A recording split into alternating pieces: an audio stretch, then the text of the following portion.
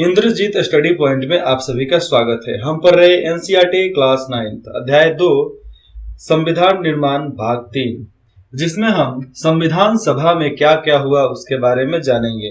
अभी हम भारतीय संविधान के बारे में पढ़ रहे हैं, तो चलिए जानते हैं। सबसे पहले देखो, बगल में राजेंद्र प्रसाद जी दिख रहे हैं। ये भारत के सबसे पहला राष्ट्रपति थे, जिनका जन्म 1884 में हुआ और मृत्यु 1963 में हुआ था, जो बिहार के निवासी थे।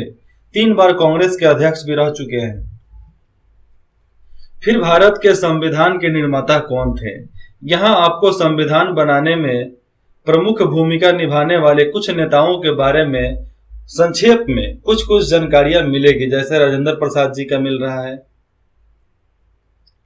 चुने गए जनप्रतिनिधियों की जो सभा संविधान नामक विशाल दस्तावेज को लिखने का काम करती है, उसे संविधान सभा कहते हैं। जो जनप्रतिनिधि सभा संविधान नामक विशाल दस्तावेज लिखने का काम करते हैं, उसी को संविधान सभा कहते हैं। ये आंसर आपका हो जाएगा, संविधान किसे कहते हैं। हिंदुस्तान के सवाल पर भारतीय संविधान सभा के लिए जुलाई 1946 में चुनाव हुए। संविधान सभा की पहली बैठक दिसंबर 1946 को हुई थी। इसके तत्काल बाद देश 2 हिस्सों में बट गया, भारत और पाकिस्तान। देश आजाद होने के बाद ही भारत 2 हिस्सों में बट गया। पहले ही बट गया था, बाद में नहीं बटा था। संविधान सभा भी 2 हिस्सों में बट गई।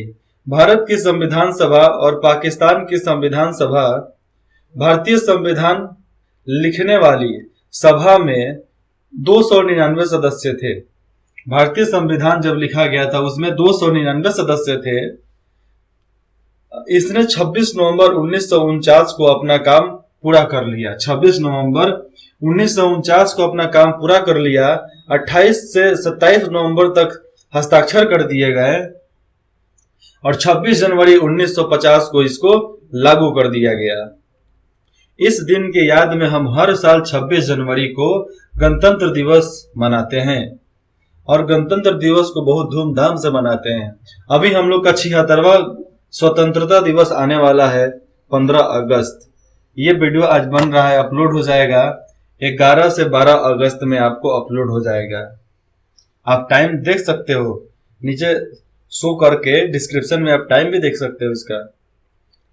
इस सभा द्वारा 50 साल से भी पहले बनाए संविधान को हम क्यों मानते हैं? 50 साल पहले जो संविधान बना है उसको क्यों मानते हैं? और ये मेन कारण मेरा था यही कि हम कब अपलोड करेंगे। तो हम तभी अपलोड करना चाहते थे जब हमारा देश आजाद हुआ 15 अगस्त को 1947।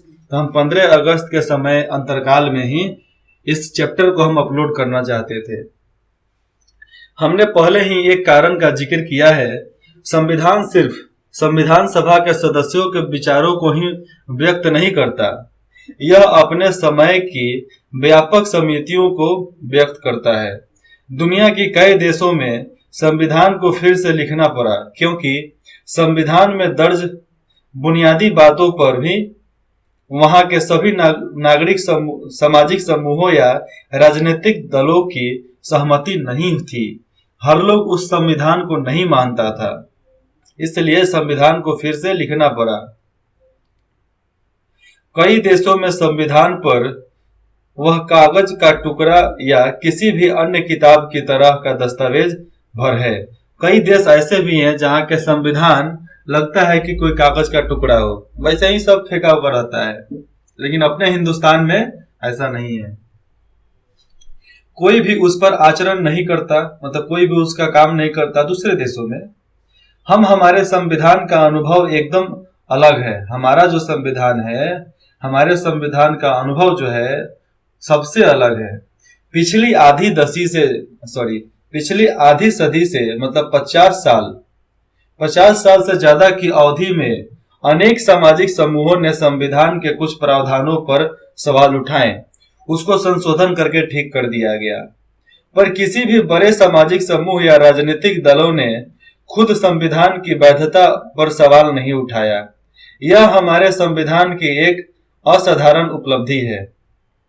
साधारण नहीं, असाधारण, जिसका सामना किसी को नहीं, समझ लो अनंत एक उपलब्धि है, जिसका मतलब इतने बड़े पैमाने पर कभी भी दुरुपयोग नहीं हुआ है और ना ही उसका बहिष्कार, ना ही आंदोलन हुआ है उसको बदलने के लिए। संविधान को मानने का दूसरा कारण यह है कि संविधान सभा भी भारत के लोगों का ही प्रतिनिधित्व कर रही थी, किसी दूसरे का नहीं कर रही थी। उस समय सार्वभौम वायसक मताधिकार नहीं था, मतलब उस समय वोट देने का अधिकार नहीं था। इसलिए संविधान सभा के चुनाव देश के लोग प्रत्यक्ष ढंग से नहीं कर सकते थे। इसका चुनाव मुख्य रूप से उन प्रांतीय असेंबलियों के सदस्यों ने की जिनका जिक्र हम पहले कर चुके हैं। इसके कारण देश के सभी भौगोलिक क्षेत्रों का इसमें उचित प्रतिनिधित्व हो गया था। आप जब संविधान वाले हमारे प्लेलिस्ट में जाओगे तो उसमें आपको शुरू से मिलेगा संविधान का उल्लेख, संविधान के लिए कितने लोगों का चुनाव हुआ था, उन लोगों को कौन कौन चुने थे, उनके बारे में संक्षिप्त में जानकारी दिया गया है, पूरा नाम दिया गया है, फिर हमारा इतिहास क्या है संविधान का वह भी उसमें दिया गया है, और लास्ट में देश आजाद होने के बाद तक का जानकारी उसमें है। उसके बाद दूसरे भाग में जाओगे तो आपको अनुच्छेद 1 से लेकर 380-90 तक है, जो धीरे धीरे आपको उपलब्ध करा दिया जाएगा। मेरा यही मकसद है, हर किसी को जागरूक करना, हर किसी को जागरूक बनाना, हर किसी को ज्ञान बांटना। मैं किस पैसे के लिए कुछ नहीं करता, हमेशा पैसे के लिए कभी कुछ नहीं करता, जनहित के कल्याण के लिए ही सब कुछ करता हूं। इस सभा में भारतीय राष्ट्रीय कांग्रेस के सदस्यों का प्रभुत्व था। भारतीय राष्ट्रीय कांग्रेस ही इसका प्रभुत्व करते थे, जिसने राष्ट्रीय आंदोलन की अगुवाई की थी। पर स्वयं कांग्रेस के अंदर कई राजनीतिक समूह और विचारों के लोग थे। खुद कांग्रेस के अंदर ही अलग अलग विचारों और समूहों के लोग थे, और वो बाद में अपना अपना पार्टी बना लिए हैं, जिसमें से पार्टी है आम आदमी पार्टी, भारतीय जनता पार्टी, उसके बाद से राजद भी उसी में का हिस्सा है। आप चले जाओ तो सापा, एसपी, डीएसपी सब वही है, सब एक के थाली के चट्टे पट्टे हैं। चलो आगे देखते हैं, गाना छोड़ो।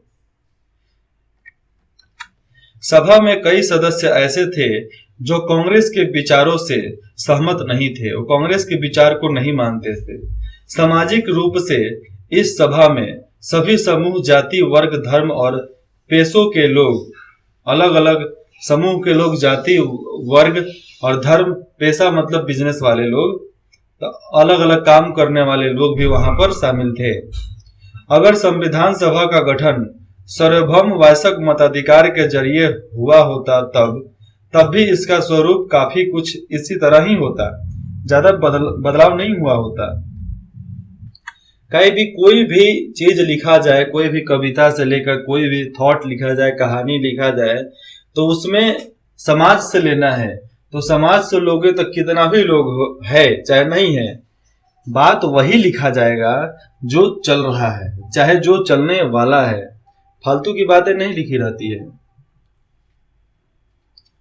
इसके पहले मैं आपको इन सबके बारे में बता देता हूं। जयपाल सिंह 1909, मृत्यु 1970, जन्म झारखंड, खिलाड़ी और शिक्षाविद, भारतीय हॉकी टीम के पहले कप्तान जिनका नाम था जयपाल सिंह, आदिवासी महासभा के संस्थापक अध्यक्ष, बाद में झारखंड पार्टी के संस्थापक भी बने थे।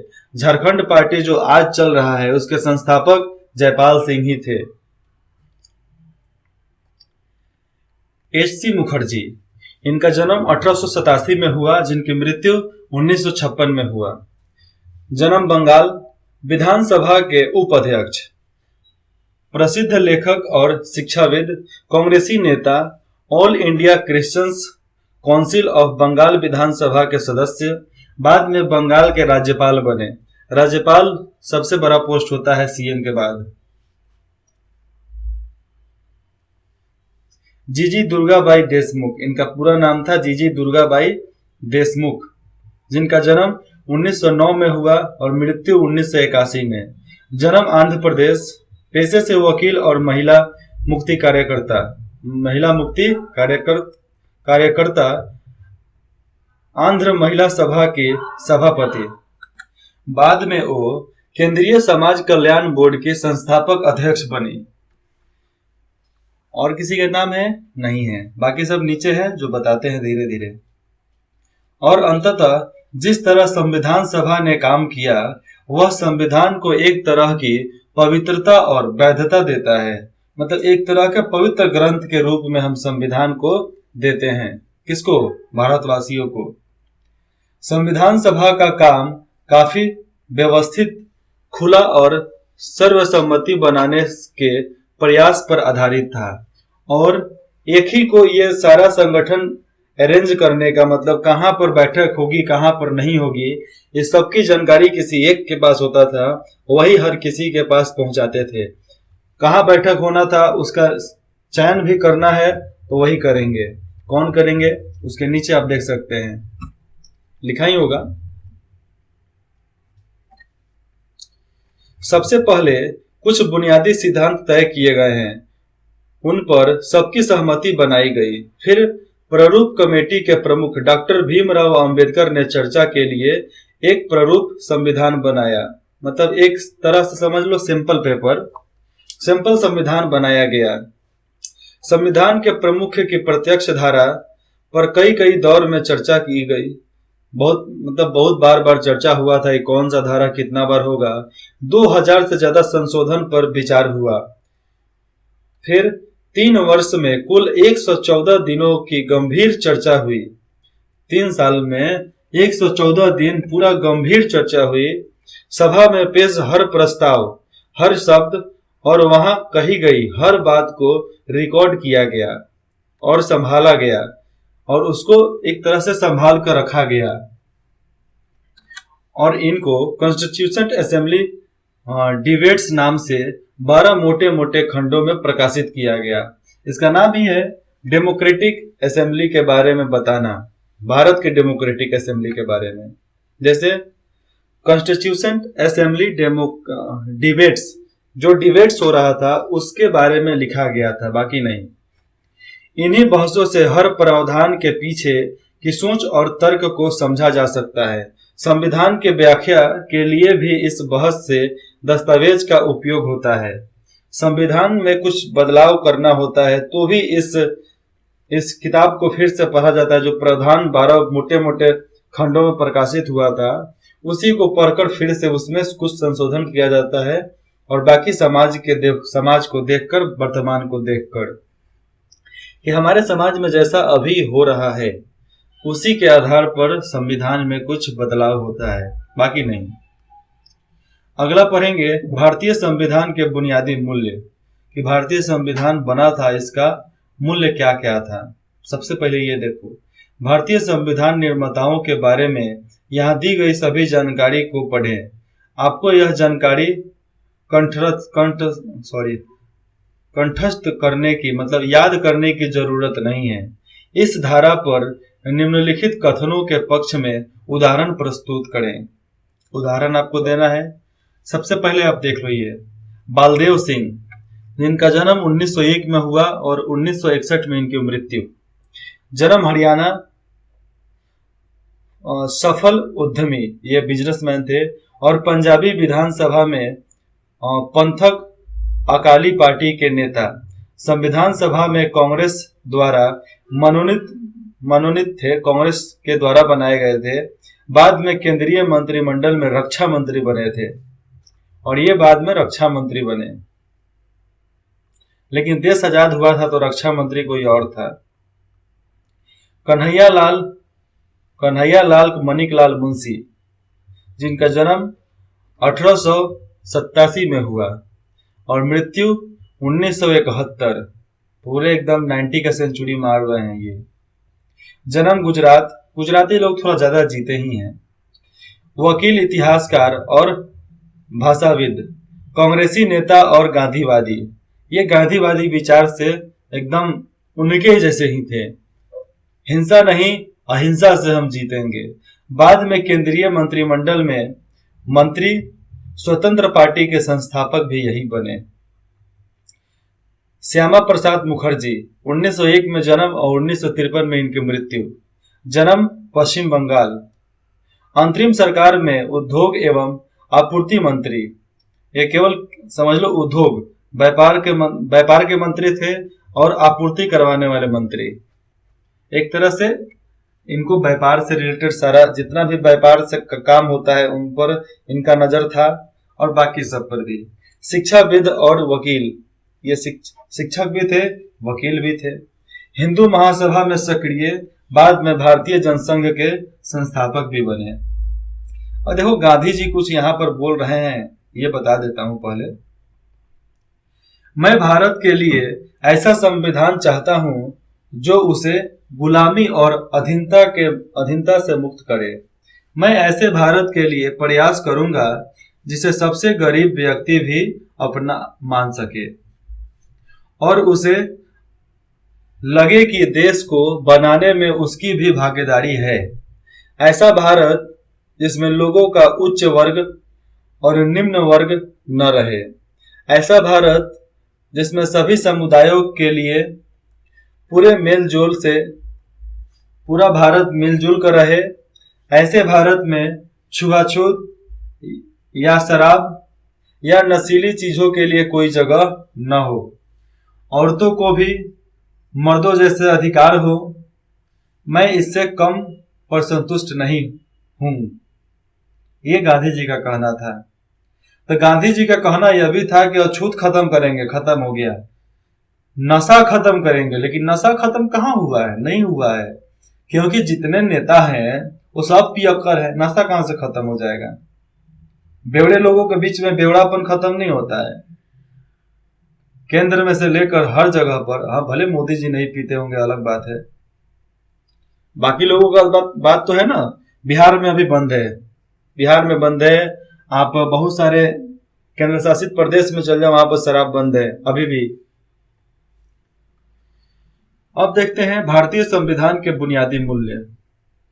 इस किताब में हम इसको बता दो, इसी में इसको ले चलते हैं अगले भाग में, भाग 4 में।